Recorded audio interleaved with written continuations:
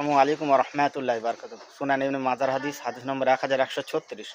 হযরতে সাবিত রাদিয়াল্লাহু তাআলা আনহু থেকে বর্ণিত, তিনি বর্ণনা করেন যে নবী করিম সাল্লাল্লাহু আলাইহি ওয়াসাল্লাম যখন খুতবা দেওয়ার জন্য মিম্বারে দাঁড়াতেন, সাহাবীগণ রাসূল সাল্লাল্লাহু আলাইহি ওয়াসাল্লামের দিকে মুখ করে বসতেন।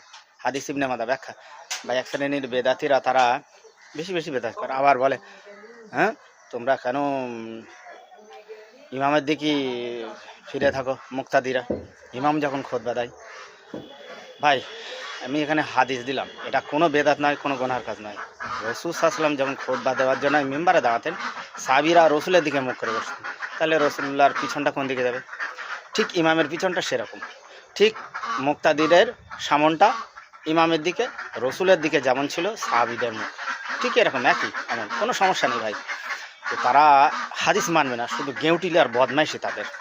অবশ্যই সব গেউটিলি ছাড়া বদমাইশি ছাড়ো, কোরআন আর হাদিস পড়ো। বেদাতীদের কোরআন আর হাদিস এড়িয়ে যাওয়ার মস্ত বড় ওষুধ হচ্ছে কি?